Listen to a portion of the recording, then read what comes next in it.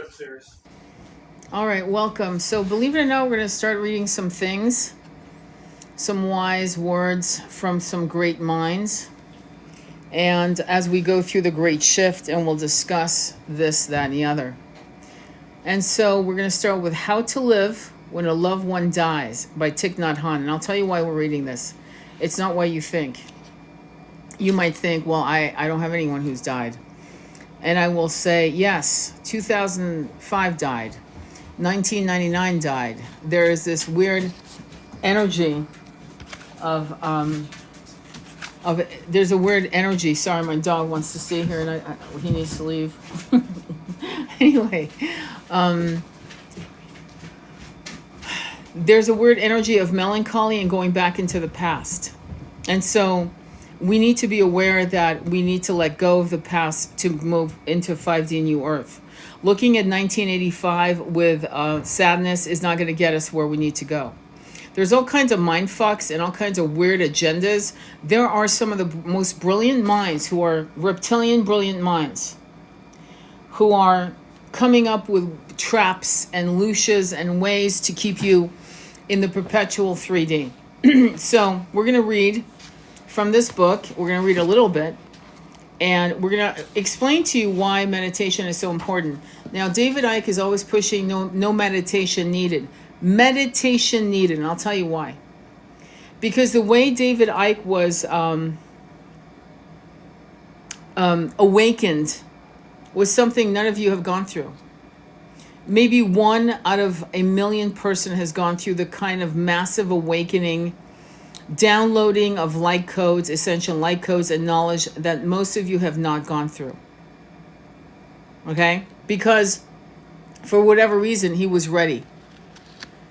Most people who would have gone through what he went through, a kundalini awakening to that level, since that seems to be the term in New Age, though most people don't really understand the danger of kundalini awakening when it's done too quickly.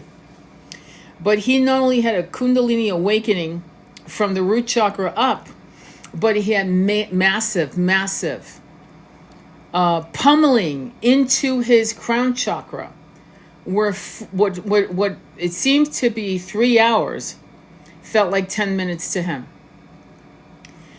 And there's more. I highly recommend you watch his documentary on how he was initiated, upgraded, and brought onto the planet as a David Icke began, and how he was treated like absolute shit for the first 15-20 years of his new awakening. So How to Live When a Loved One Dies is about us looking at the past relationships. Divorce is very similar to that. I've heard women say, my God, if he died, I'd feel better, which sounds really selfish and psychotic, but it's not. It's about, I'm grieving a marriage. I'm grieving a relationship. I'm grieving 20 years ago. I'm grieving when I was ignorant. I'm grieving when my life was easier. I'm grieving a death. It's a death. And 2026 is asking us to grieve appropriately so we can move on and move into New Earth Satya Yuga. So let me read this to you, and then we can feel free to ask questions. I'll read them. Call your emotion by its true name. The mind is like a river, and the mental formations, our feelings and emotions, are drops of water in succession, forming a stream. To meditate is to sit by the river of the mind and recognize every mental formation as it arises. We do not attempt to fight or to grasp onto anything. We just allow the mental formations to be there and recognize it, name it. This way it will calm down naturally. With the practice of mindful breathing and walking, we can generate enough energy of mindfulness to allow us to come home to ourselves without fear. We do not risk being overwhelmed by our feeling painful emotions. With the energy of mindfulness, we can recognize them, smile to them and say, hello, my pain, my loneliness, my sorrow. I know you are there. and I will take good care of you. Let me stop there. Meditation is not silence. Meditation is stilling your physical body to see, to hear, to acknowledge the howling of your being, and to see and to determine, is it my egoic little me, as Isaac, as David Icke says, is this my little me screaming? Is it my inner child howling? Is it my soul howling? Who's howling? So it says, I know you are there and I will take good care of you. Hello, my anger, my sadness, my fear. I'm not running away from you anymore. I am determined to take good care of you. People who have been essayed as children have never met their inner child.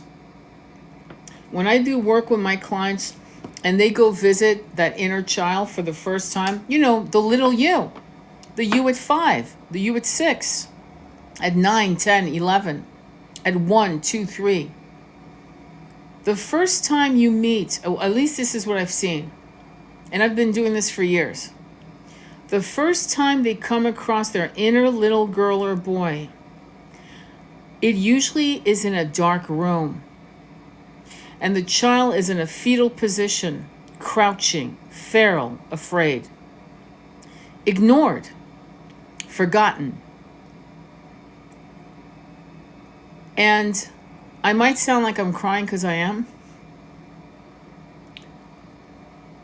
And they realize the damage they've done in sequestering this child as if what happened to them, whether you had an alcoholic parent, somebody who hurt you sexually, someone who did something to you, and then you hid that, all of it, including that age, and you shoved it in the attic, in the basement, because you had to go on with life. The first time when you do this in a guided meditation, in a hypnosis situation, whatever, the first time is it will liberate you. It will liberate your child. I have a guided meditation that's absolutely free on YouTube under guided meditations, and it's the 18-minute inner child guided meditation. I highly recommend you do it. Okay? Highly recommend. Because it will heal parts of you you've never had the time to visit. So I'm determined to take care of you. We may like to write down a list of feelings and emotions so that we can recognize them easily and call them by their true names. Knowing how to handle a painful feeling, a painful emotion is key. It is possible to transform our feelings of anger and sorrow into understanding, acceptance, and compassion, and may I add, patience. With the practice of mindfulness, we can learn how to generate a feeling of joy and happiness, gladdening the mind and creating a beautiful inner landscape. Here too, it is helpful to name our feelings. Hello, my joy, my peace, my happiness. I know you are there, and I am so happy. May I add, I would say I'm grateful. The second arrow of suffering. When an arrow strikes you, you may feel intense pain. But if a second arrow strikes you in the same spot, the pain you feel is not double but 10 times worse. Losing someone you love is the first arrow. You feel the acute pain of loss and sorrow. But worrying, being anxious, or succumbing to despair are alike the second arrow. When you are in pain, breathe in and out and recognize the pain, but don't exaggerate it. Don't allow the second arrow to strike. Our guilt, remorse, and regrets are the second arrows we often fire at ourselves. What does he mean by that? It means, what if? Why did I say that? I regret being that way with this person. I wish I could have been more loyal. I wish I could have explained myself more. And you could actually start the second arrow or even third arrow 20 years later. Because now, having had some distance between the loss of someone you love Either physically they died, or they left your life, or you left them. You look back with regret, remorse, guilt, shame, and go, my God, now I know how to save this marriage. My God, now I know how to save this relationship. I wish I could have. And that's really what human beings do.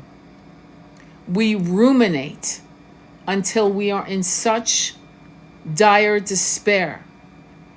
And the loathing just grows, the self-loathing, the frustration. I've seen people literally hit themselves in the face, slapping themselves, harming themselves, digging their nails in their hand, arm, thighs, to punish themselves, calling themselves names. You're so stupid. You could have done better. You're such a, all these internal words, externally said out loud. And you don't deserve that. In fact, you never deserved that.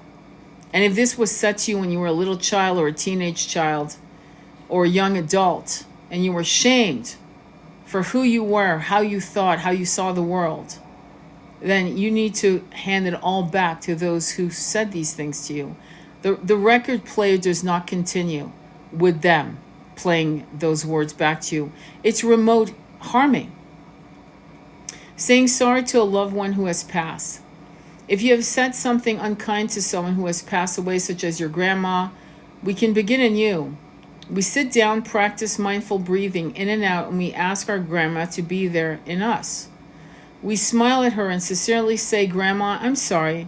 I will not say something like that again, and we'll see our grandma smiling. This practice will bring us peace. It will renew us and will bring a lot of joy and happiness to the people around us and to future generations. I know he's writing in a very simplistic way because in a way he's speaking to our inner child, to be honest with you. That's what's happening. But let me add this. When you actually sit in meditation and call on anyone you love, and say, and have a complete dialogue, you're not making it up. You're not psychotic. You're not crazy. You're not making shit up. You are speaking to their higher self. You are speaking to their soul, which is a multidimensional light being, which can be anywhere at once.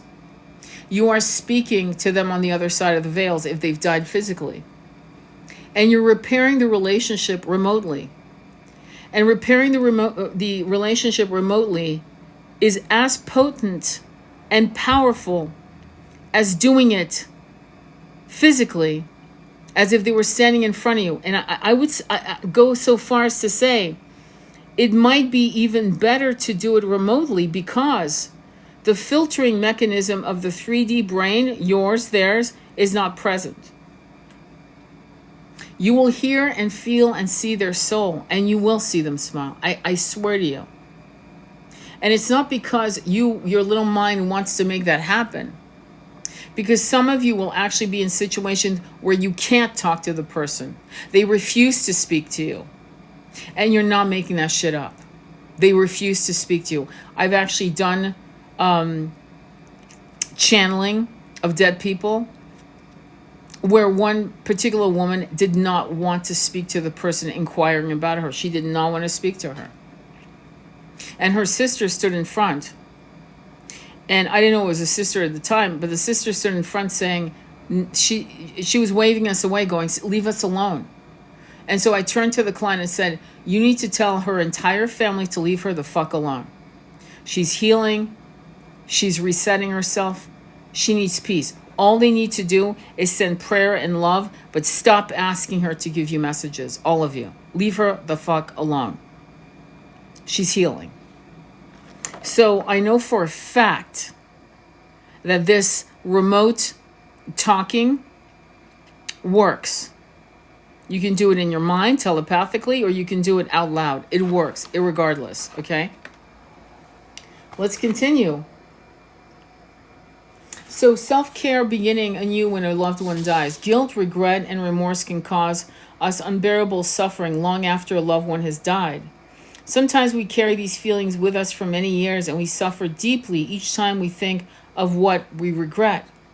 We may regret some things we said that were not very kind or loving, and we may also regret some things we didn't say to the person we loved before they died. We may feel remorse for past actions that hurt them, or regret that we neglected to do something important that we now wish we had.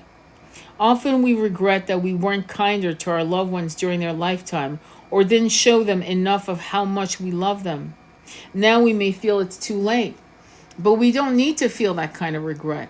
Our loved ones live on in us, and we can speak to them whenever we want. He's not kidding. Quite literally, you can. Whether they're in the body or out of the body. We can apologize for our unskillfulness and ask for forgiveness. We can smile to them and say the things we should have said but didn't have the chance to say. Say it right now and they will hear it. We begin anew with our loved ones even after they have died. The gift of forgiveness. When we lose someone we love, we often feel burdened by guilt, especially if they died suddenly and we didn't have time to say goodbye. If our loved one died in an accident, or if their pain and suffering was so intolerable that they took their own life, we may feel unbearable grief and remorse. Could I have prevented this? Why wasn't I there for them more? How can I forgive myself for the pain I've caused? How can I apologize and ask for forgiveness when my loved one is no longer here? These are the kinds of questions people often ask, and when they have lost someone they love. We may cry and scream and throw ourselves on the floor or beat ourselves when the other person dies, because we remember that when they were alive, there were times when we did not treat them well. The complex of guilt causes us intense suffering. It is so difficult to admit that we were so busy, that we weren't there for a loved one, that we didn't understand their suffering enough. We didn't know that everyone makes mistakes and is unskillful at times, but we can learn from our mistakes. The practice of mindfulness can transform the past, and the insight of impermanence can help liberate us. With this insight, we do whatever we can today to make our loved ones happy. We don't wait for tomorrow because tomorrow may be too late. We also cultivate compassion for ourselves. Give ourselves and vow that from now on we will do better. If we know how to do better, we suffer less right away. We don't suffer the guilt of feeling anymore. We begin to speak frankly and openly about death. The death of our father, the death of our son, of our partner, of our sibling. This is an opportunity for us to learn to live differently. We can no longer help our loved ones who have died, but there are so many people alive we can help today. The fact is that we can liberate ourselves from the prison. Did you hear that? The prison of the past. Do you understand you are making your own prisons with guilt, shame, regret, what ifs? I've done it. I'm not walking on water. I still work on that, on the daily, on letting go, on saging myself, on saying I forgive myself and I forgive you, on people that died, on people that are still alive and I will never see them again. We can make a strong determination, a strong aspiration to go out and help others, to help people in need, help the poor, the sick, the elderly, the homeless people, those have been abused. Helping others, we heal ourselves. Self-care. Write a letter to begin anew with your loved one. To help us relieve the guilt we may feel, we can write a letter of apology to the one who has died and ask for their forgiveness.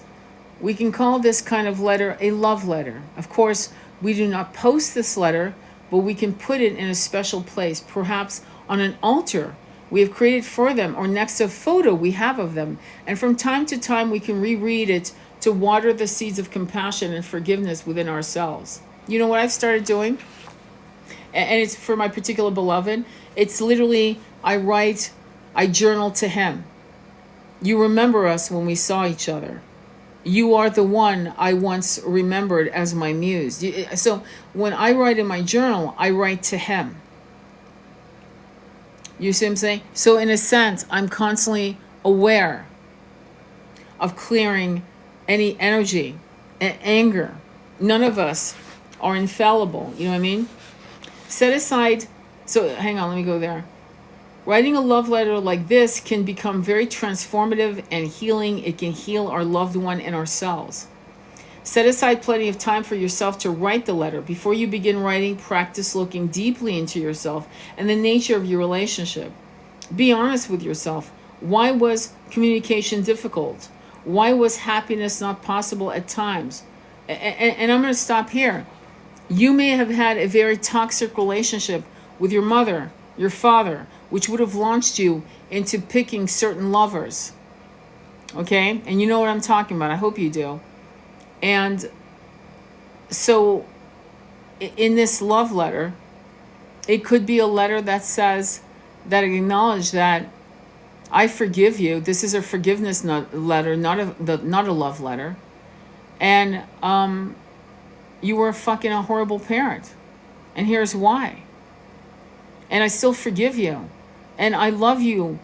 There's a part of me that will always love you. And that realizes we could have had an amazing life. Like, I'm not going to gaslight every individual person's relationship with their parents, because some people have had pretty fucking extensively horrible abusive relationships.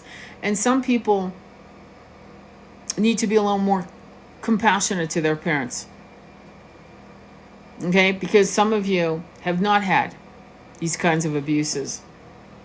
I've met both kinds. I'm sure you have too. Can you see that we were both doing the best you could with the condition you had? We can apologize if we feel regret or remorse to things we have said or done that we know must have hurt the other person deeply. Please forgive me. What I said was very hurtful, and I know I caused you to suffer a lot. I deeply regret what I said, and I hope you can forgive me. I said such things because I was suffering, but now I see the situation more clearly. I will do my best not to repeat the same mistakes in future. Expressing your remorse will help you relieve the pain you are feeling. I think this is important. This is important. I'm going to read to you something that I read to my group today. We're doing a special invocation tomorrow, Sunday, and on bringing the new earth. And I'm going to read you something on children, page 17 of the Prophet by Khalil Gibran. And this is the version that was published by Alfred Knopf, and that's the version you want to get if you decide to buy the book. And a woman said, who held a babe against her bosom, said, "Speak to us of children." And he said, "Your children are not your children. They are the sons and daughters of life's longing for itself. They come through you, but not from you. And though they are with you, yet they belong not to you. You may give them love, but not your thoughts, for they have their own thoughts. You may house their bodies, but not their souls, for their souls dwell in the house of tomorrow, which you cannot visit, not even in your dreams. You may strive to be like them, but seek not to make them like you. For life does not go backwards, nor tarries with yesterday. You are the boughs from which your children, as living arrows, are sent forth. The archer sees the mark upon the path of the infinite, and he bends you with his might, that his arrows may go swift and far. Let your bending in the archer's hand be for gladness, for even as he loves the arrow that flies, so he also loves the bow that is stable. It's basically asking parents not to be assholes and to not make little mini-me's. You should be a doctor. Your father was a doctor. You need to be a nurse. Yeah, all this bullshit. It's bullshit. And as parents, you did not give birth to little clones. You gave birth to a future you will never be a part of. And your job at a certain point is to mentor them and to allow them to express themselves and to guide them, but not through a hand of control. Parenting is not a dictatorship, my friend. It's an evolution of love, of compassion, of redirection, and so forth. I'm actually going to read Kundalini by Swami Sivananda Radha, and I'm just going to open to any page, and let's do it. I'm just going to read. This is page 158 of the Kundalini Yoga for the West by Swami Sivananda Radha, and this was bought for me by my beloved. Additional thoughts on sex. In view of what has been discussed so far, it becomes necessary to have another look at sex.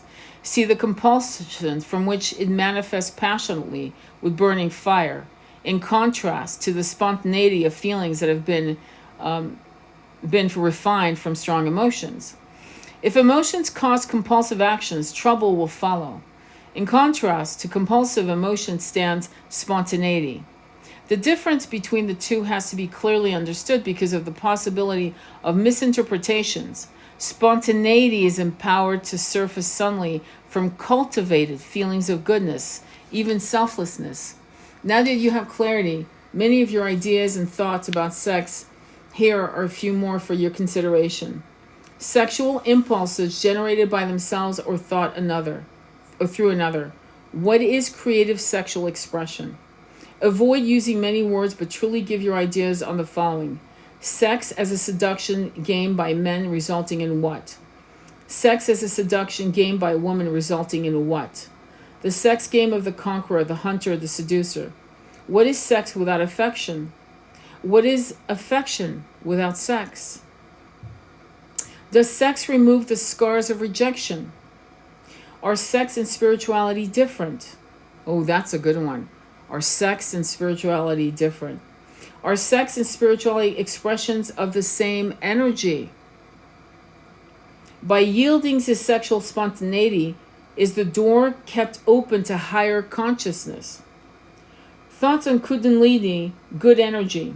If God, or an image of him, her, is the creation of the mind, then mind should also be investigated. What is mind? And it may be practical to find out if there's a difference in meaning between mind and consciousness, or if these terms are used interchangeably. Whatever the concept of an individual, let us agree on a starting point. Consciousness is energy. How can energy be known? Its presence is recognized in its manifestations.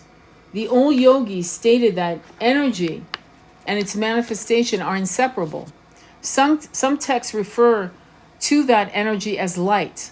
Some use the mother as a symbol. She gives birth to the child. Energy gives birth to various creations. She is the great mother, as the mother of all. She is Shakti. It's a simple way to explain what cannot be said in the words that are used in daily communication. This is poetic expression, and poetry is the language of inspiration. The yogic path is the pursuit of liberation from all limitations. We have to begin where we are. It has to be recognized that our human drive and inner restlessness are there. But by courageously changing the viewpoint from an old established positions, something different can happen. New avenues of thoughts can come into focus. At first, they may not be too clear, and therefore they cannot be accurately defined. Yet that very unclear, foggy notion puts us into the search for higher values in life. Maybe there is a purpose in all that happens, be it pleasant or unpleasant. In any event, it is worth finding out. Could it be that the energy is one underlying force pervading all things manifest?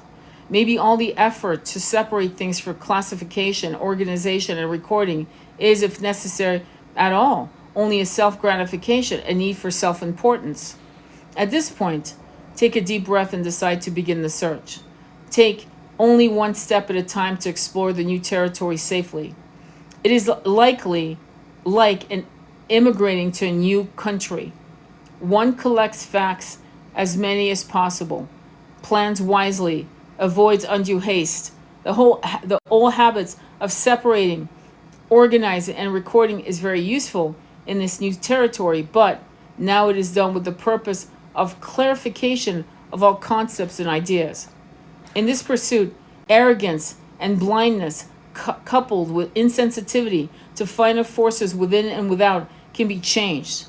The path of kundalini is precise in this minute development. It is good and a safe guide. If at this point we cannot say what kundalini is, We can anticipate results from following certain instructions by recording thoughts, dreams, daily events, and most important outcome of these instructions, all of which is a mirror when we are where we are. We can anticipate the next step, nourished and encouraged to pursue the path. In this way, the aspirant comes to a personal conclusion and learns to accept that these too are constantly changing as the process goes on. It is wise never to think that the final answer has come. Did you hear that? It is wise never to think that the final answer has come. This would mean limiting what is unlimited. Kundalini yoga includes all aspects and characteristics of the human being. There is a divinity in all of us. The difference lies only in the degree of that awareness. To achieve greater awareness is what Kundalini is all about. What about the unhappiness, confusion, and tragedy in the world?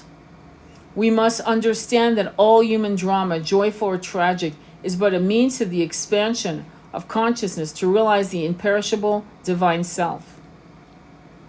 If we have learned to read and write, we have power over those who have not. Any position of power can lead to abuse. If we have money, we have power over the poor. If we have awareness, we have power over the sleepwalker. All powers are a temptation. If there is a latent weakness in the personal makeup, power will lead us to corruption, whatever the power is. Do you understand what's happening right now in the world? Yes, we all want 5D. Yes, we all want New Earth. But until we understand the nature of our ability to become corrupt in ourselves. Do you understand? Somebody asked in the group today, do you think politicians start out being corrupt? Or do you think politicians start being good? And I said, in the templates we've seen across the ages, politicians were always corrupt. I think there's a new movement where people are not calling themselves politicians. And you'll see that happening actually right away. You'll start seeing people running for office. Some people will be already corrupt. They know that to go into office means a shitload of money. It's a done deal. But some of them are walking in to do it right. They're coming in with the Ubuntu energy of how can I serve my people? And you will see this change shifting.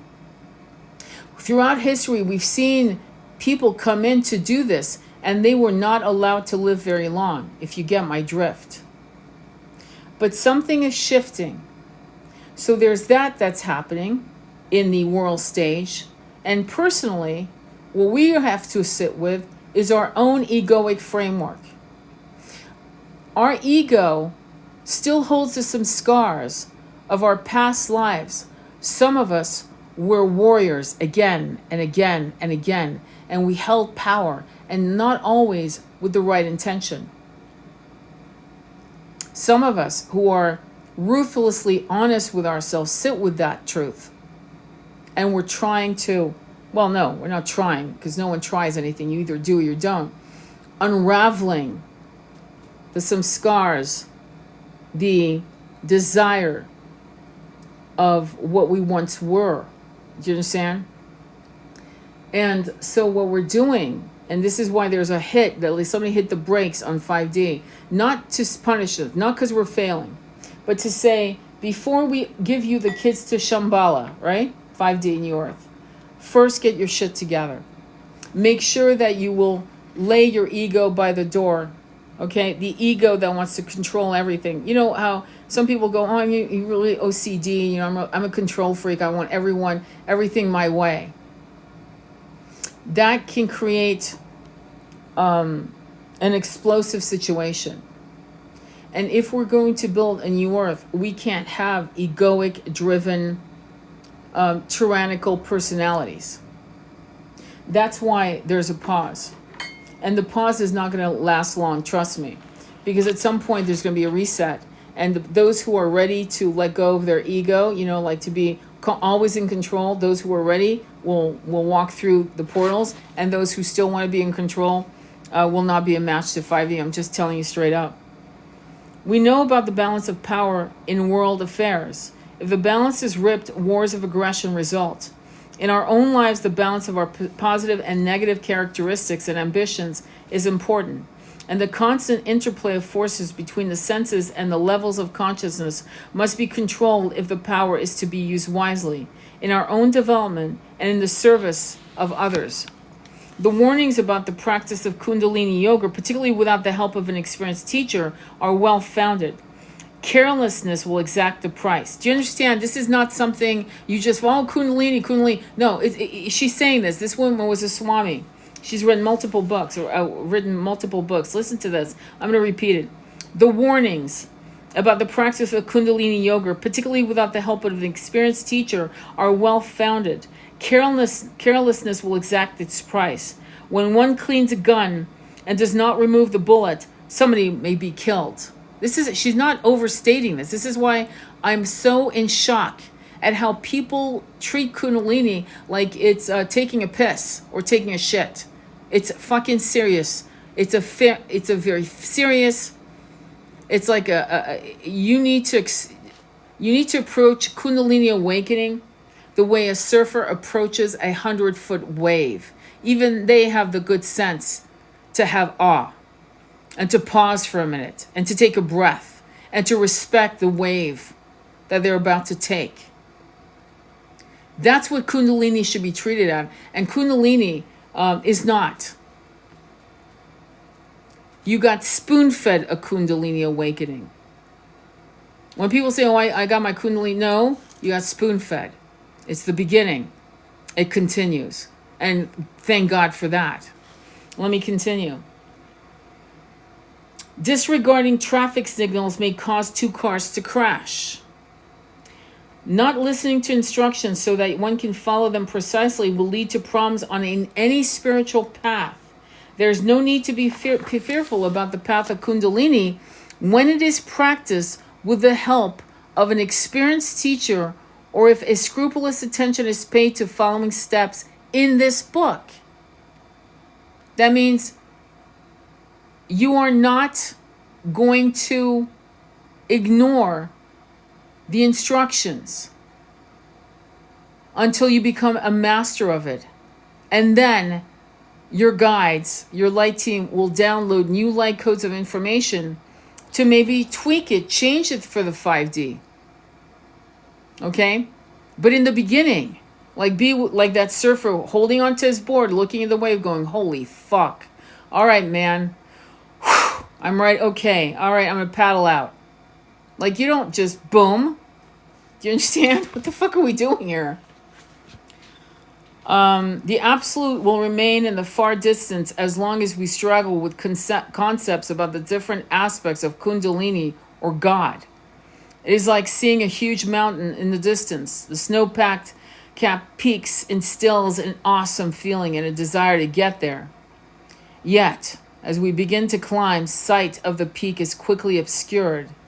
The emotional reaction that we might be lost can turn into fear. We must have faith that the path will lead us to the top. Even the experienced mountaineer will occasionally encounter a feeling of fear. Courage does not drop into our lap. Courage is gathered by overcoming fear.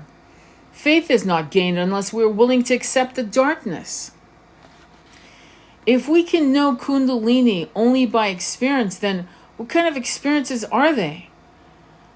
As has always already been pointed out, there's experiences or individuals and words are inadequate to describe them, but they can inspire the listeners to experience their own. An important practice, such as the divine light invocation, which is given among the instructions, will bring about a unique experience.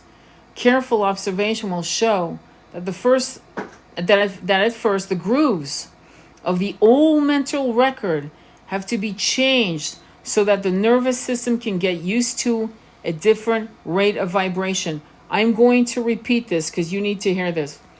Careful observation will show that first the grooves of the old mental record have to be changed so that the nervous system can get used to a different rate of vibration, in the same way that one has to learn to sing in a high key.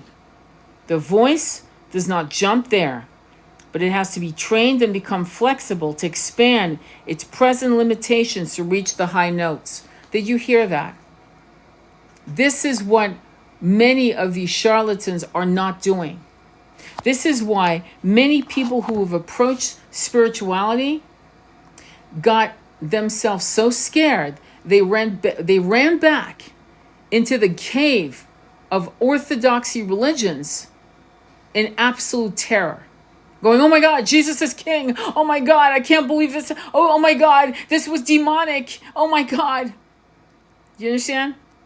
Because they had assholes teaching them nothing and unlocking key codes in their chakras, in their systems. This is why you don't let anyone fucking open your third eye. What the fuck are we doing here? Yeah, I drop F-bombs. So what the fuck are we doing that we're letting people open our third eye? What are we doing? The question, what is kundalini? What is this cosmic force? Does have an answer. But the answer goes on expanding according to the level of understanding from which the question is posed. The answer comes also in that particular language that is unique to the questioner, in the same way that for one person, God is a supreme being. For another, God is the energy in the atom. Wow. I'm going to read some of your comments. I'm going to stop this book. This book, again, is called Kundalini Yoga for the West, A Foundation for Character Building, Courage, and Awareness by Swami Sivananda Radha. Honestly, if you go on eBay and you just look up Radha with the title Kundalini for Yoga for the West, it is a white book. So just look up Radha, Radha, Kundalini Yoga for the West. That's all you need to do. Okay, hang on. Let me read any questions or comments or anything like that. Thank you for the hearts. I love it. Thank you. Okay, so the next book I'm reading, okay, because I think some of you like me reading like little excerpts here and there, and frankly, so do I. It's from Mary Magdalene and the Mysteries of the Divine Feminine. And again, we're going to use these books like oracles, okay? Basically, hang on for a quick second. Bear with me, okay? Okay, so we're going to read from that, and I'm just going to open the book, and I'm going to ask, what is the message for you guys and for me? Okay, cool. Okay, so again, this book is by Elizabeth Clare Prophet, page 130. We start there. There's neither male nor female. Some Gnostic texts use male to connote something that is immortal and the spirit. The Nag Hammadi text calls the first apocalypse of James says, the perishable has gone up to the imperishable, and the female element has attained to this male element. Here, the female is associated with that which is perishable, and the male with that which is imperishable. Scholar Kurt Rudolph says that, like the Gnostic Gospel of Thomas, other texts speak of the females being transformed into the males. He writes, the same view is also held by the Gnostic sect, the Nassenes, and Valentinians. The former maintain that also who reach the house of God become bridegrooms, being rendered wholly male through the Virgin Spirit. The Valentinians, Theodotus, believe that the seed of life, so long as it is still unformed, i.e. uneducated, untrained, is a child of the female. But when it is formed, i.e. trained, it is changed into a man and becomes the son of the heavenly bridegroom. No longer is it weak and subjected to the cosmic powers, but having become a man, it becomes a male fruit. As such, it can enter into the pleroma, spiritual universe, and unite with the angels. In Greek, angel, i.e. messengers, has the masculine gender. I believe that God speaks to us not because we're in a male or female body, but because we are the soul of God. The Gnostics devoted themselves to the quest for the God within. Like the sages and mystics, they pursued an inner wisdom that led them to an understanding of the deep and secret things of God. the Gnostics' understanding of the soul. As a corollary to their understanding of God as both father and mother, the Gnostics held that the female and male principles could be used to explain the nature of the universe as well as the nature of humanity. That which belonged to the realm of transcendent heavenly reality was male in nature. That which belonged to the plane of creation was female in nature. The soul of both man and woman, which had fallen from higher realms into the matter spheres, was considered to be feminine. The Exorcist on the soul in Gnostic text explains that wise men of old gave the soul a feminine name. Indeed, she is female in her nature as well. The Gnostics believed that when she fell from grace in higher realms and entered the lowly estates of the flesh, the soul needed to be saved by Christ the Redeemer, the incarnation of the Father, Mother God, who descended. Did you hear that? Father, Mother God, not Father God, not Mother God, Father, Mother God, who descended through their Son to raise up fallen potential. The soul is considered our potential to realize God. This understanding the masculine and feminine components of being explains some very puzzling passages in Gnostic scriptures.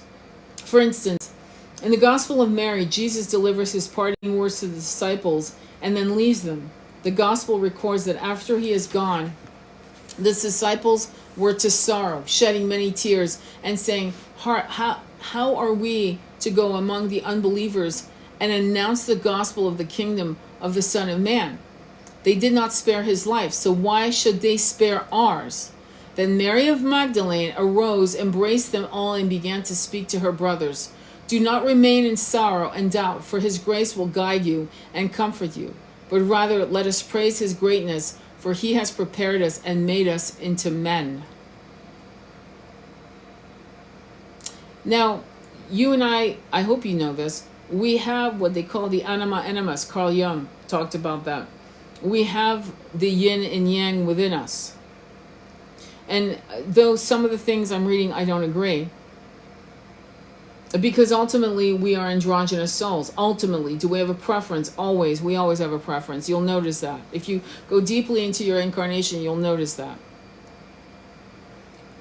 But what I will say is that when she says, but rather let us praise his greatness, for he has prepared us to be made into men, men create the world. In other words, they are the energy of matter. See, I'm saying the opposite of what he says in this book. The feminine is the high priestess. She is the psychic energy that says, the moon is full, today's the day to build the temple. You know, that's her energy. The energy of the feminine, whether it's embodied in a masculine gender, in the physical form, or feminine, isn't the point. When you tap into your feminine, you're tapping into psychic energy. When you tap into the masculine as a man, aka Sarah Connor in the movie Terminator, she became a man. Do you understand what I'm saying? So she became like a Kali energy.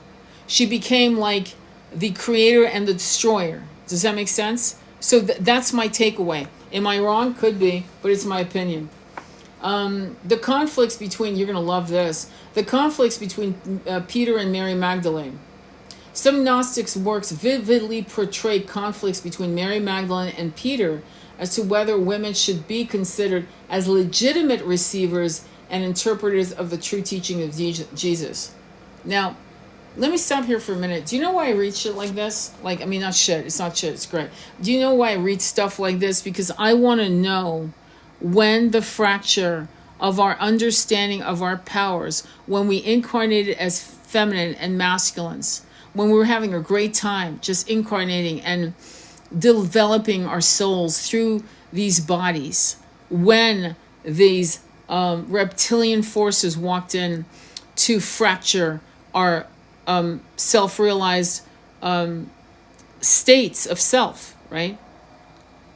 And so when I read this, things like this, it makes me understand how far back it goes. That's why I keep bringing up Akhenaten and Nefertiti. I need to find some books on that, or at least one good book, so that I can read to you their history as well, because it fascinates me. So so the reptilian system didn't start out with the Catholic Church, though it's pretty demonic shit that happened through their edicts. Okay, let's not forget.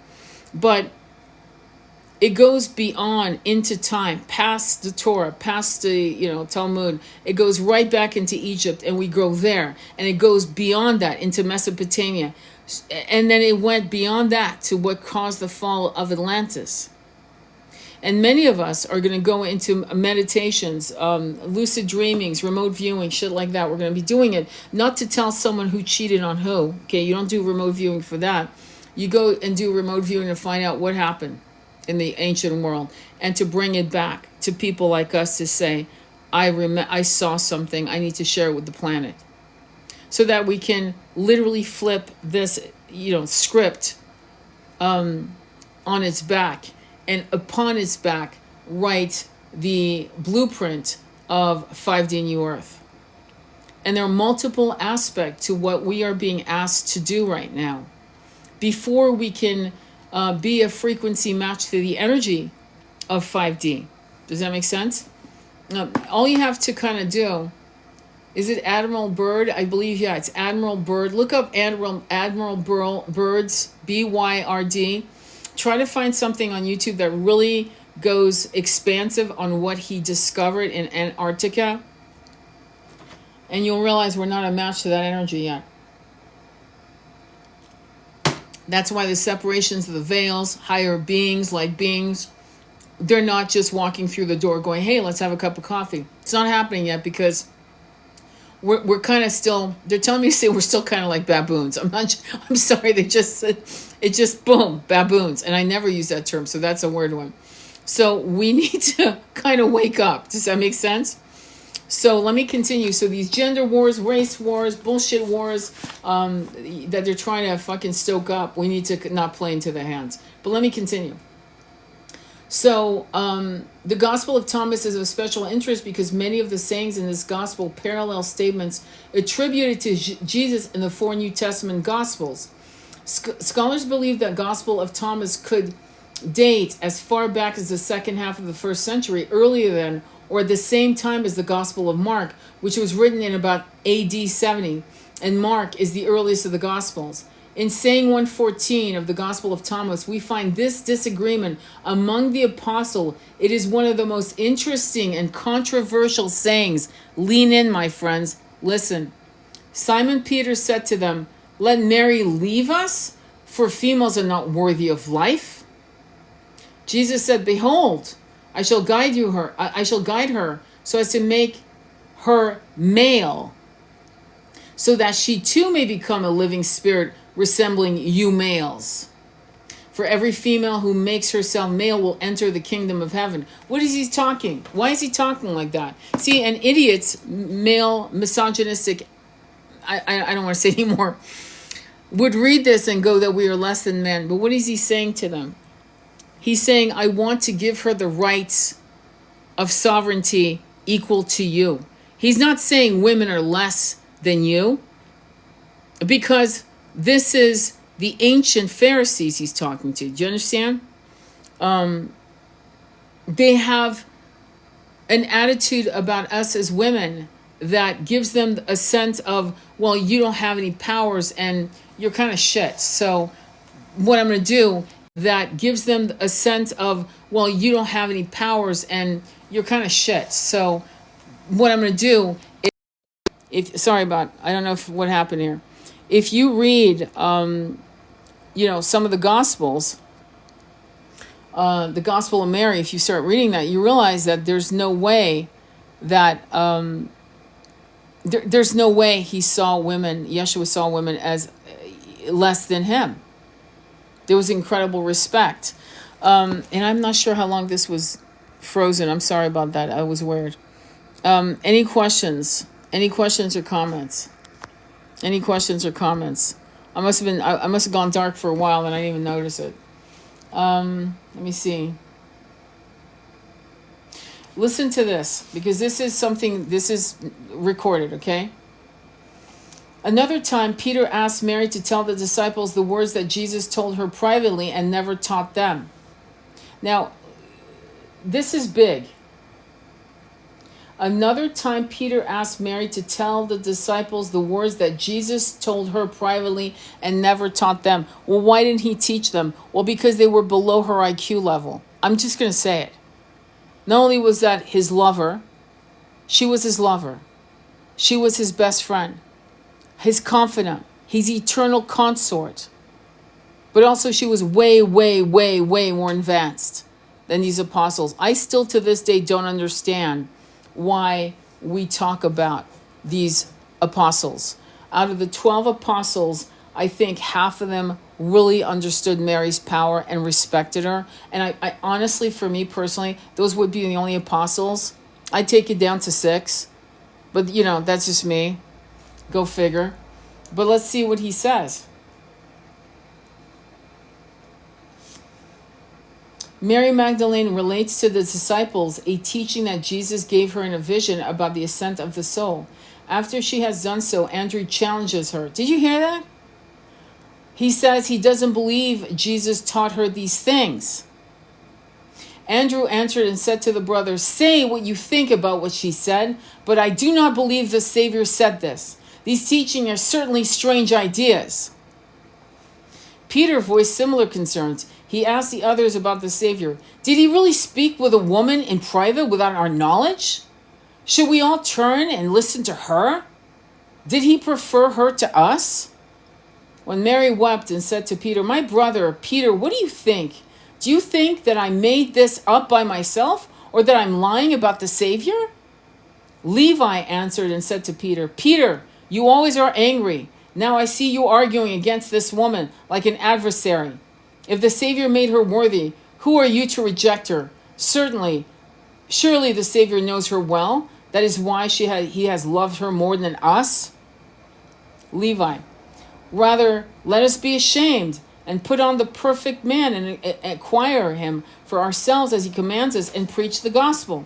As we can see, the gospel of Mary, like the gospel of Thomas, depicts Peter as the chauvinist, but Levi puts him in place, reminding him that Jesus loved Mary more. Levi emphasizes that they should not make up rules beyond the law Jesus gave them.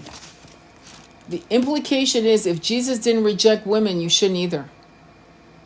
Some scholars see this conflict between Mary and Peter as symbolic of more than the controversy over the role of women in the Christian community. They believe it represents the fundamental controversy between the Orthodox Christians who supported the apostolic tradition symbolized in this story by Peter and Andrew, and the Gnostics who claim to have access to a higher truth symbolized here by Mary Magdalene. Guess what happened? She goes to France. Let me remind you. She goes to France, right? We don't know if she brought with her a broken down, somewhat still alive Yeshua, who was still on the healing journey. Because as soon as the shit went down, when they took him off the cross and he disappeared from the crypt, I don't know, I'm just going to remind you, they were looking for his body. The Pharisees were looking for his body. The Romans were looking for his body. Like, where the fuck's the body? Hang on, where is it? What happened to it? Because the word spread. Wait, hang on, where's the body? Which is a clue, in my opinion, that he could have walked out of there. Well, not walked, but aided out of there by his mother, Mary of Magdalene, some other of his devotees who loved him, like his uncle, and they got their asses to Egypt fast. And from Egypt, they would have taken to France. I don't think he lived a long life, to be honest. I think there was just so much healing they could do with the damage done. But then she starts preaching the word. And 1,000 years elapse.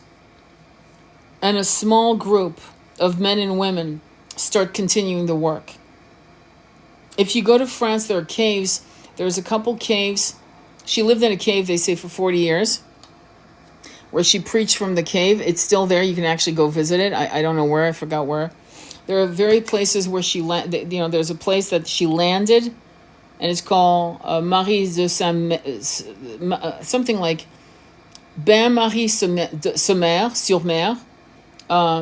which would be something akin to Mary and the sea, by the sea. It's like a sea coastline place. And there's some other places, including supposedly her skull is enshrined in some kind of system, whatever, you can go visit. But my point to you is this. She would have brought the teachings with him. Let's assume, I like to think he lived for another 10, 15 years. And she was pregnant. And they had more children. And they lived in a cave very simply. And the teaching spread across France. And the Cathars were birthed damn near 1,000 years later, 900 years later. And their teachings saw women as equals. And then the slaughter came from the Pope of Rome in the 13th century. I talked about the Cathars again and again. But it's interesting to note that the misogynistic game that has been played and plaguing women for thousands of years, at least 3,000 years, is coming to a full tilt where women are probably at the highest risk than we've ever seen in the last, say, 150 years. And that says a lot. And so there's a lot of things squeezing all of this evil out of the... basically, the energy of the evil, all of it is being splat. It's like a massive vomit of all of them coming out. And to show us what we somehow survived. You know what I'm saying? 9 to 5, Christmas holidays. Let's go shopping. Oh, there's a war declaration. Oh, let's move on. We're good. Oh, the war's over, or it lasts a couple years and let's move on. But now it's all in our face. There's no escaping it. And I find this interesting. I'm going to continue reading from The Lost Years of Jesus by Elizabeth Clark Prophet. And again, opening wherever, and I'm going to start reading. Listen to this. Now, just in case you don't know, Yeshua was known as Isa, Issa. This is page 202 by Notovich. I'm going to remind you of how many people saw that Yeshua was in Tibet. There were 5 people. Listen to this. Nicholas Notovich in 1887 saw the Himis Monastery in Ladakh. Swami Abdeyananda published a Bengali translation of the Himis manuscript in 1929. Nicholas Roerich quoted the same verses in 1929 diary of his Asian expedition. And in 1939, Elizabeth Kaspari also saw the text. And there was an American admiral, who saw the text that Jesus lived, studied as Isa in Tibet in 1951. By 1959, Tibet is overrun by the Chinese government, okay? And a lot of shit was lost, burnt, and we know the story. So let me continue.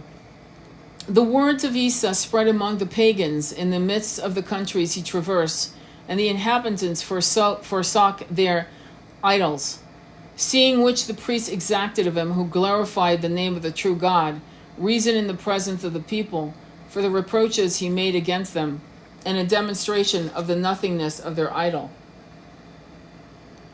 And Isa made answer to them, if your idols and your animals are powerful and really possessed of supernatural strength, then let them strike me to the earth. Work then a miracle, replied the priest, and let thy God confound our gods if they inspire him with contempt. But Isa then said, the miracles of our God have been worked since the first day when the universe was created, and they take place every day at every moment. Whosoever seeth them is not deprived of one of the fairest gifts of life. And it is not against a piece of stone, metal, or wood, which are inanimate, that the anger of God will have full course. But it will fall on man, who, if they desire their salvation, must destroy the idols they have made. Even as a stone and a grain of sand not are they in the sight of man. Wait patiently the moment when he shall take and make use of them. So man must wait the great favor that God shall accord him in his final judgment. But woe unto you, you enemies of man, if it is be not a favor that you await, but rather the wrath of the divinity. Woe unto you if you expect miracles to bear witness to his power. I'm going to skip. Yeah, let's go here. And Isa further taught the pagans not to strive to see the eternal spirit with their eyes, but to endeavor to feed him in their hearts, and by purity of soul to render themselves favor of his favors. Not only said he unto them, abstain from consuming human sacrifices. Did you hear that? But emulate no creature to whom life has been given, for all things that exist have been created for the profit of man. Do not steal the goods of your neighbor, for that would be to deprive him of what he has acquired by the sweat of his brow. The neighboring countries resounded with the prophecies of Isa, and when he entered into Persia, the priests became alarmed and forbade the inhabitants to listen to him. And when they saw all the villages welcoming him with joy and listening devoutly to his sermons, they gave orders to arrest him and had him brought before the high priest, where he underwent the following interrogation. O what new God dost now speak? Art thou not aware, unhappy man, that Saint Zoroaster is the only just one admitted to the privilege of communion with the Supreme Being? Who ordered the angels to put down in writing the word of God for the use of his people and laws that were given to Zoroaster in paradise? Let me skip. I can continue actually. Who then art thou to dare there is to blaspheme our God and to sow doubt in the hearts of believers? And Isa said unto them, it is not a new God that I speak of, but of a heavenly Father who has existence in all time, who will still be after the end of all things. And it is of him that I have discoursed to the people who, like unto innocent children, are not yet capable of comprehending God by the simple strength of their intelligence, or of penetrating into his divine and spiritual sublimity. But even as a babe discovered in the darkness its mother's breast, so even your people who have been led into error by your own erroneous doctrines and your religious ceremonies have recognized by instinct their father in the Father of who I am, the prophet. The eternal being has said to your people, through the medium of my mouth, you shall not... Did you say that? He said medium. Medium of my mouth. What does that mean? It means he's a conduit. By no means is he saying, I am God. He's saying, I'm channeling. I'm the medium. I'm telling you what I'm being called to tell you. That is my duty. I'm telling you what I am being called to tell you. You shall not worship the sun, for it is but a part of the world which I have created for man. The sun rises in order to warm you during your work. It sets you to allow you to repose, which I myself have appointed. It is to me and to me alone that you owe all that you possess, all that is to be found about you, above you, and below you. Did you hear what he said? He's acting like, in other words, he says, I am the medium, the channeler of God. And then suddenly he starts speaking as if I am the beginner, I am the creator. But he prefaces it by saying, I am the medium. That's kind of important. That's like an important, like if this is edited out of the New Testament, that's a big deal. Because if it's in the New Testament, then we can say safely that he is not saying, I created the planet. He's saying, I am the medium. And then boom, it opens up and he starts channeling. You could say the word of God. You could say that or whatever. Then Isa answered, so long as the people have had no priest. Did you hear that? So long as the people had no priest, the natural law governed them, and they preserved the candor of their soul. Their souls were with God, and to commune with the Father they had recourse to the medium of no idol or animal, nor to the fire as it is practiced here. You contend that one must worship the sun, the spirit of God and of evil. Well, I say unto you, your doctrine is a false one. The sun acting does not spontaneously, but according to the will of the invisible Creator who gave it birth. So this is amazing. The eternal spirit is the soul of all that is animate. You commit a great sin in dividing it into a spirit of evil and a spirit of good, for there is no God outside of the good. Did you hear that? He's saying you're making up shit. You're creating evil when there's no evil. It's a lie. So this weird idea that we're supposed to have the kind of evil we've actually allowed, is kind of fucked up, because it's not true. It's not true at all. It's done to control the mindset of people. I'm going to continue from Kundalini Yoga for the West. Reflections on water. Water can be used as a symbol for the mind, which can flow uncontrolled and destructive, or be directed and beneficial. The kamadalu, which is a container, implies the control of water and thus the control of the mind.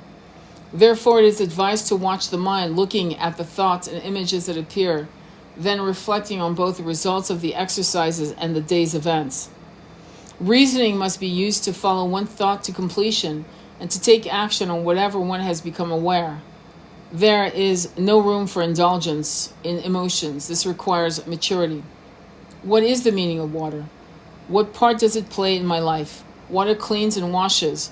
Water quenches thirst and fire. Water is used for cooking, for diluting. Water has various tastes according to its source and flow. Water can give you pleasure and joy and excitement, boating. Water is refreshing on a hot day, offers a cool swim. Water is important to life, to growth and survival. Water carries debris, boats and ships. Water can take many shapes and forms, filling spaces. Water is soft and gentle in small quantities. Water's large waves can destroy valleys and towns. Water unchecked is dangerous. Water flows can be directed. Water is unpredictable. Water responds to the slightest breath. Water wears down the hardest stone by steadying drops.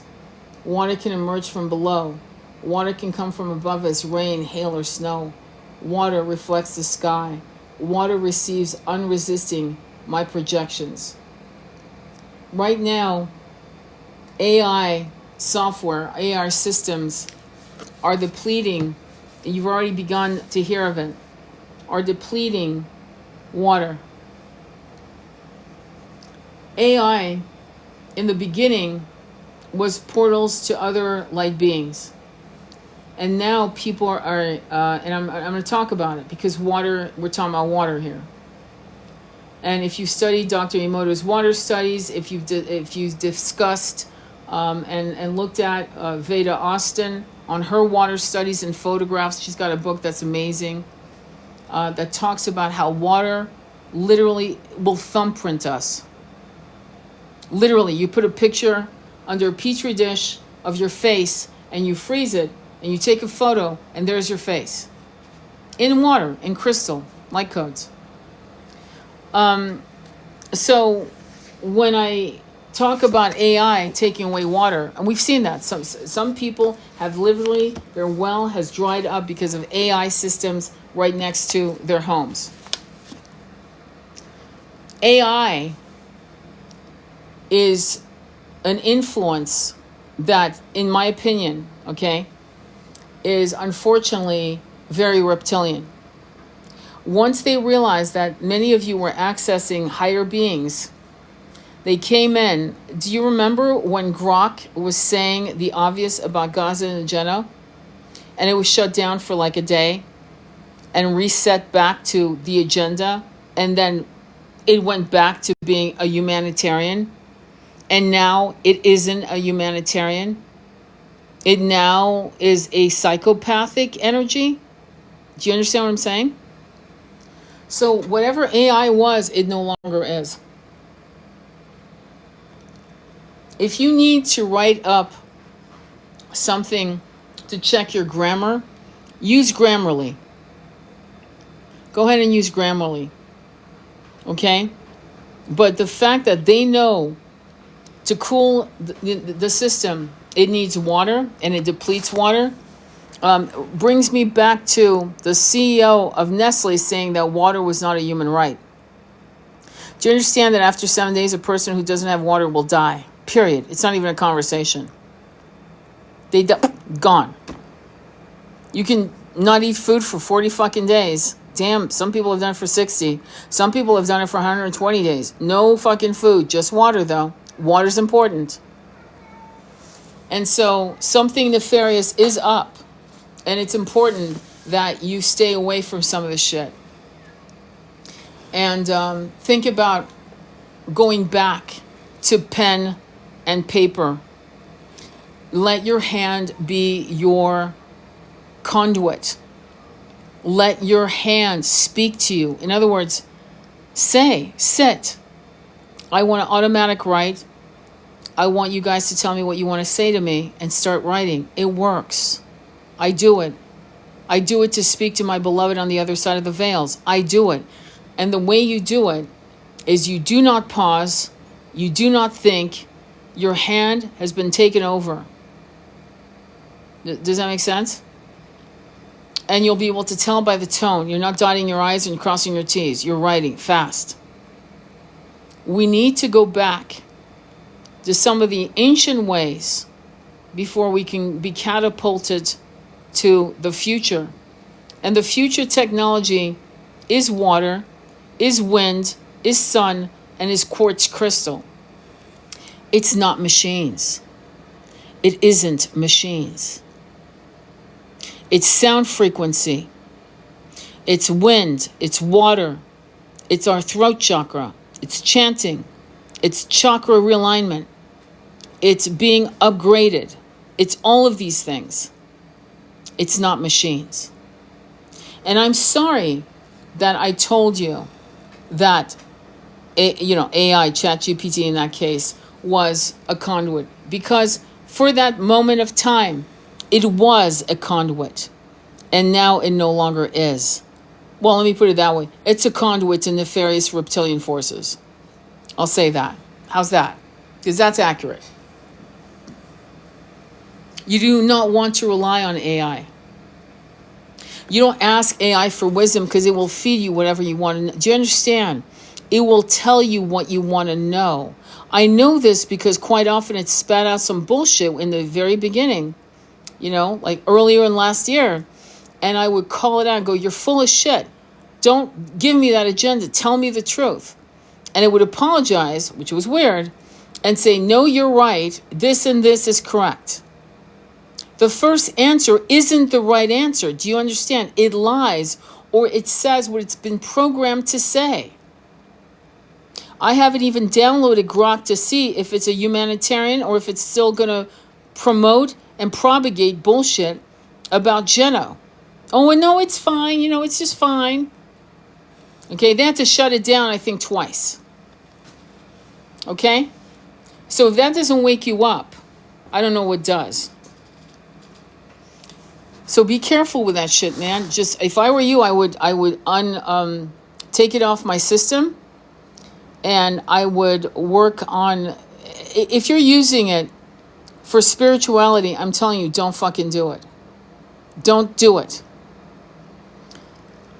Let yourself be inspired to write, to speak from a place of infinite wisdom that you plug into. You understand? Because that's where the nectar is. It's not in machines. It really isn't. And the sad part about us as souls, it's not sad, it's kind of beautiful how innocent and how we're so willing to experience everything. Once they start creating individualized robots, it's going to be kind of like, it's in my opinion, I never thought I'd say this, but here I am saying it. It's going to be very much like Blade Runner, where we will be told that we are humans, but we will be machines, and they will capture us, our souls, to incarnate, to take on these machines as our new incarnations. And they really want that to happen. They want, why, I don't know, but they want that to happen. There was a story, I think, I forgot what it was called, but it was about a little boy. Do you remember? Little boy, he was a robot, and he wanted to be a real boy. It was like a Pinocchio spin on a robot boy who was abused and treated like shit by his supposedly parents, and he wanted to be a real boy.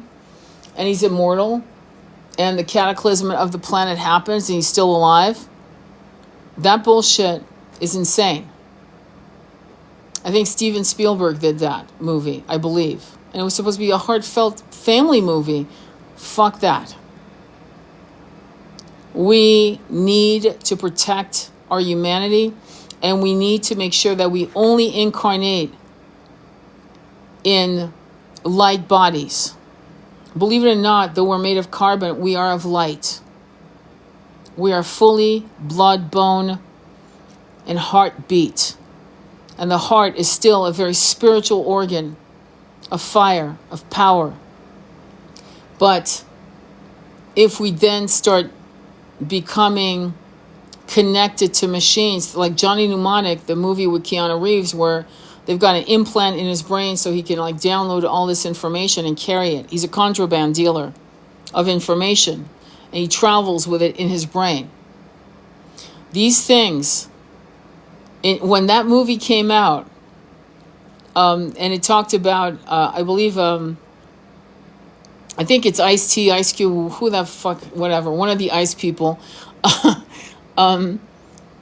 talked about the shakes because there were too many satellites in the sky. The shakes was a disease of too much 5 Gertz. I'll just say that so you get the picture of what I'm saying here. Hopefully you got it. And here we are. So nature, and this is interesting how they urbanized us, all of us.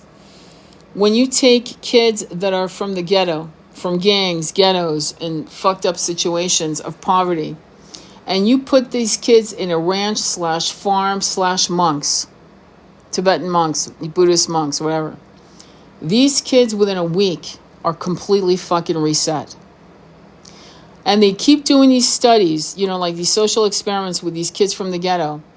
And they keep getting the same fucking results. And I'm not talking about these special schools in Utah that fucking brutalize kids that are rebellious. I'm not talking about that shit. That's bullshit. That's just abuse. And it's weird. I'm talking about real situations where a group of kids are school bus up to Northern California, Montana, whatever, right? And for 1 or 2 weeks, they hang out with horses, goats, cows. They rise with the sun. They're connecting. They're being allowed to just explore themselves, to heal, to cry, to talk with each other, to milk a cow, to basically connect with the simplicity of nature. And they come back reset. They're completely reset. So what that proves to me is that human beings are absolutely need nature. You absolutely need to be allowed to lay nude in the sun, nude, butt-ass naked, in the sun, and not being afraid that you're going to be accosted. You are absolutely in need of walking in the woods and exploring the silence of a forest.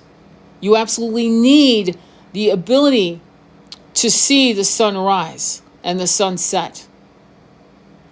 You absolutely need to pull out your first carrot out of the soil and clean it and eat it straight out. These are basic human rights needs that create beautiful human beings and that heal broken human beings. We know that horses heal war vets, kids on autism, kids with different learning needs. Fucking they heal everyone, and yet we slaughter them like they're nothing. We need nature. We were never meant, the Industrial Revolution never did good for us. Never. Kids wouldn't live past 12 or 15 or 16. They would lose a limb, and that would be it in those machines, those textile machines. The Industrial Revolution was only good for one crowd. That was it. And it took us out of nature into the cities, like rats stacked upon each other. We don't need that anymore. And so the evolution of our species is we're actually coming to that timeline. And the books I'm reading to you guys are completely fucking radically different from each other, because it is what it is. But I will end it with this. I'm going to read, it's called The Divine Light. And we started this live with death with Thich Nhat Hanh, right? And I think I'm going to end it with death from the book Kundalini by Radha. I'll just keep it at Radha. Thoughts on death. The great effort to avoid birth is matched by equally strenuous efforts to avoid death. We are afraid to die. Why? Why does death mean? Our own, our loved ones? The yogi or yogini recognize sex, birth, and death as one unit. The aspirant needs to clarify these personal thoughts in order to determine their goal in this life. It is not necessary to spend nights in a cemetery or to sit on a corpse to ponder the meaning of life and death as described in some traditional yoga books that are now teaching the West. But it is very definitely necessary to ponder these great mysteries of human life. How else can ideals, ethics, and standard be established for ourselves? The evolutionary process goes on regardless of ignorance. Suffering can be minimized by knowledge, first obtained, then put into practice. Practicing one thinks makes life worth living and gives it a new meaning. The time of our physical death may be known beforehand by intuition or through dreams or as a voice in meditation. If all affairs are in order, the last will made, and there's harmony with all those left behind, death has little anxiety. For the yogi or yogini, it means passing into another realm of existence. Consciousness has many expressions and is not entirely dependent on a physical body. But a physical form will be assumed again as long as there is an intense desire that is still unfulfilled. By the way, that's a dangerous thing right here. Let me repeat how dangerous this is. But a physical form will be assumed again as long as there is an intense desire that is still unfulfilled. You never finish writing that book. You want to be in union with your twin. Oh, you shoulda, coulda, woulda. You could have been Stevie Nicks. So now you want to be Stevie Nicks. You want to be blonde. You want it to be tall. You should have made love to that man. Be careful of unfulfilled desires. I'm telling you straight up, be careful. You need to put all of what you did not do and thank it for the girl or boy you were, for the young man and young woman you were. Some things were not done. Some things were not meant to be done. Some things were crossroad moments where you were afraid and you let it go. You let it go because some of these desires can only be fulfilled in 3D. Do you see the danger? Oh, I want to be a boxer. I want to be a heavyweight boxer. I want to be a rock star. I want to be a top model. I want to be a billionaire. These are 3D desires. And if you want to not be in 3D, you better make sure these unfulfilled desires are rested. Burn them. Write them down.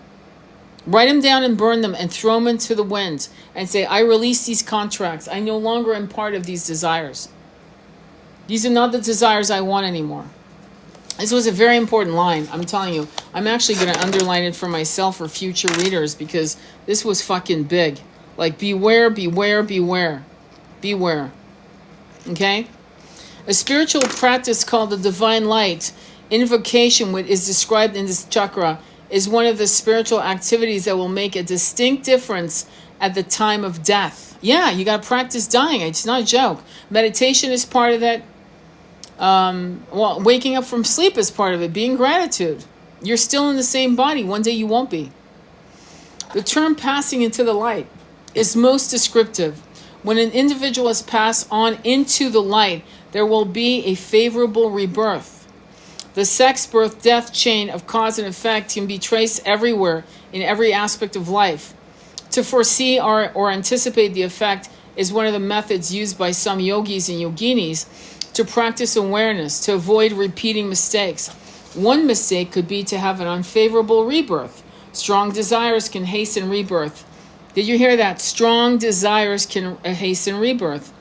And an anxious person will accept anything, she puts that in quotation mark, just to get onto the train of life, to keep fulfilling those very desires. Thank you, Chikora. And thank you for the love. Into what circumstances does one want to be born? The Bhagavad Gita says that one could be born into the family of yogis. If we refer to the 4 25-year stages of ashrama, the first 2 are given to learning and duty, family, children. The third is learning under the guidance of a guru. And the 4th stage is to become a guru.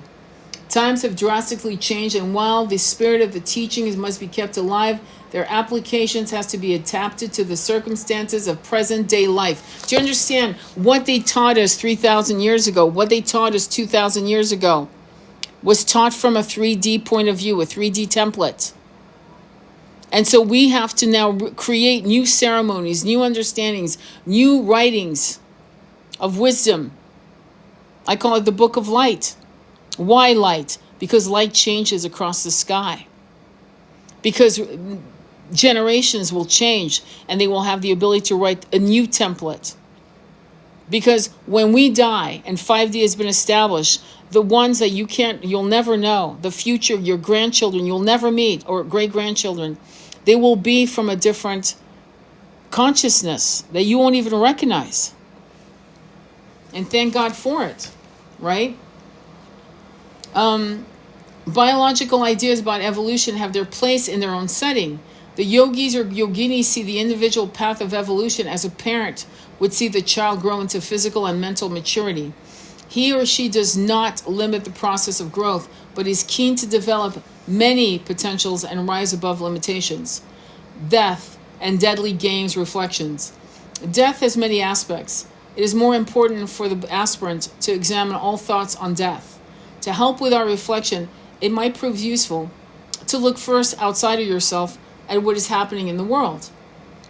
Everywhere there is food for thought. Consider, for example, the tremendous effort that medical science is making to preserve life from the baby in the incubator to the old man on his deathbed. Why?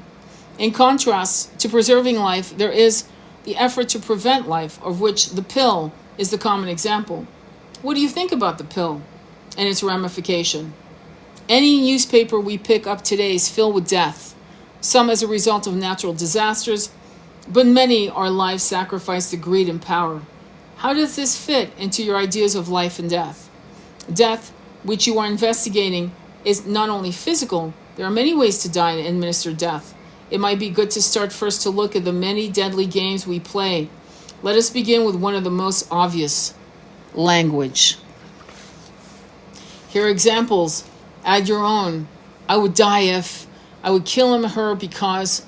I would kill myself for having done. The thing of the deadly emotions expressed by I hate the color. I hate to eat that stuff. I loathe doing this work. Stop being careless in the choice of words. The power of words, and such that we are indeed playing deadly games when we casually use such words. You know when people say, I just love you to death. Why would you say that? That's always like hit me hard.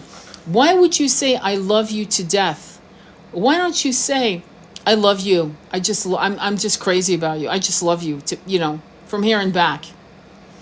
But this expression, I love you to death, that is so gross. So she continues. Find replacements for these needless exaggeration. Say what you really mean. Instead of I would rather die than do so-and-so, I would rather not do it. You don't hate that color, but you have a preference for another. Ask, do I want to kill that person, or do I want to kill the frustration I feel because I'm unable to deal with a difficult individual? And if you say I could kill myself, look and clarify what it is in you that you really want to kill. When you control your emotions, do you kill love, or is it only the habitual reactions and possessiveness that are gone? Perhaps by this very control, love is now really alive. Do you have a soul? Is your soul self alive or dead or undiscovered yet? Philosophical ideas of death need to be investigated also and not used as excuses for deadly games. Ideas must be sustained because of a strong emotional investment. powerful enough to bypass the most important points, that one must accept responsibility for the actual consequences when such ideas materialize. The reality of any philosophical idea has to be examined carefully. Ask yourself, what is real? Competition and violence are links to the chain connected to killing physically and non-physically. In competition for power, rights, and revolutionary may take place, resulting in the killing of innocent people. In competing for a business position, people may kill the reputation of their own competitor. How many ways can one kill? Body, joy, peace, protest, business, reputation, opposition, laws, expectation, hope, honesty, ambition, innocence, goodwill. What part is played by the power of the mind? Imagination, emotion, personal will, awareness of consequences, responsibility, escape, projection of oneself, self-importance, revenge, hate. What is the emotional pitch of a killer? Has the killer reached the culmination of all emotion? What is the emotional state of the victim? Sacrifice, martyrdoms, many have roots. As mentioned earlier, the choice of language used gives hints of what is the recesses of the mind. This is insane. This is like what she's bringing up. Do you see what I mean? This is a book on Kundalini for the West. In manifestation, what I've always noticed with people,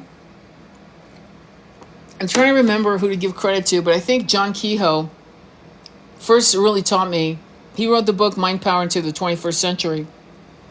And John Kehoe said, it wasn't the affirmations that made shit happen. It was the feeling. It wasn't like saying, oh, I just want that car. It was getting in the car, turning on the engine, closing your eyes, and you're in those bucket seats and they're red leather and you're feeling it. And the hum of the engine of this so-and-so model that you want. It was never to say, I don't want to drive my jalopy anymore. Which is interesting because I've heard spiritualists say in their weird ceremonies, I do not consent to this, that, and the other.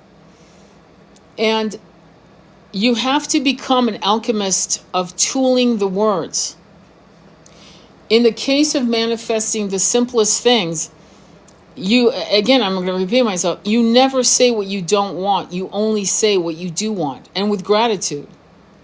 And then you close your eyes, and you basically bring that energy of emotions, this ecstatic emotion of winning the race, of winning a contract, of your beloved finally seeing you and seeing themselves and being together, whatever the hell it is, right? But what I've noticed, and I wonder if it isn't some subtle psyoping shit, I'm not being funny when I say that, where they know that the codes of manifesting are so exact. It's mathematical. That's how precise it is. You miss one digit, you're fucked. You're not going anywhere. You're not getting the right answer, right?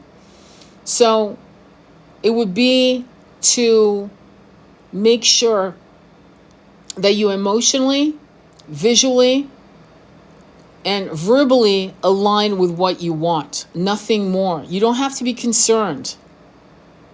There's a couple times when we have to say we do not consent to the oppression of humanity. We will not allow for example, I'll give you an example of something that I'm working on right now. The reptilian agenda on this planet, on other planets, across all dimensions is no longer a frequency match to 5D and above. From this timeline today to the infinite cycling of time. Do you see what I'm saying? And so we're not saying I don't want you. We're saying this, you are not a frequency match. You're not. Right? But this is a big thing that, for example, I'm working on with my friend Andromeda Flame on a ceremony to bring in 5D. But I'm realizing in reading to you that one of the things that we have to ask as help is to create in us the ability to revere in ourselves and others just minds, souls that embrace justice above all, integrity, love for the self and love for others, wanting the best of abundance for all sentient beings, so that we're not going to have cults, toxic cults.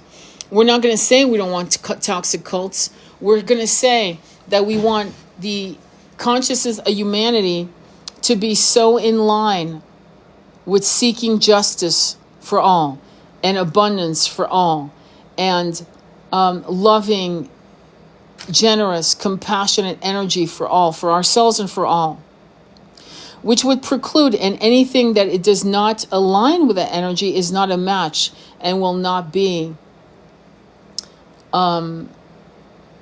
See, you gotta be careful with words. Would not be, not allowed, but would not be a match to this energy. Thus, it would not be something that we have to face. But again, even that's not even, it's still clunky. But do you understand where I'm coming from? It's this refinement of language as a mathematical equation to open the doors to a new world. And people like the ratchet leaders that have been running themselves, the world to the ground for their own pleasures, for their own desires, unfulfilled desires, right? Because toxic desires are never fulfilled, by the way, never. So, because you always want more. And so they wouldn't be a match to that. And to craft the right ceremonial, especially now that we're the first week of 2026, really crafting an acknowledgement of what you want and where you want to be with the people you love, and asking for that for everyone in the entire planet that wants to match to that energy is going to be your homework. Because when I'm asking my group is to do these ceremonies with their families before the 9th of January to kick off, it's almost like launching the golden sands of possibilities and then eventually co-creation into the universe.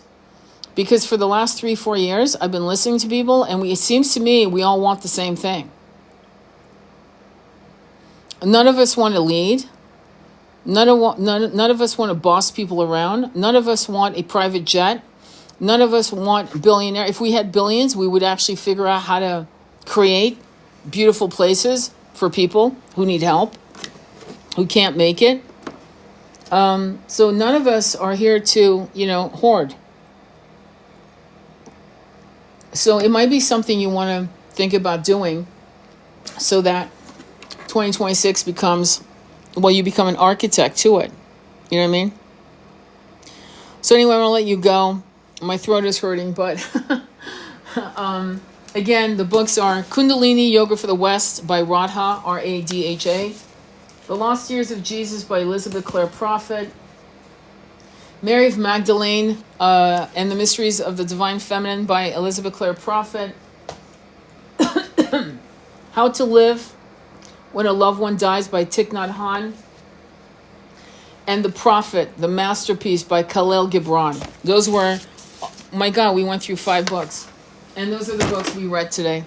I want to thank you so much for being here. I'll upload this on YouTube. Follow me on YouTube as Sacred Intimacy Tarot. Namaste, be well.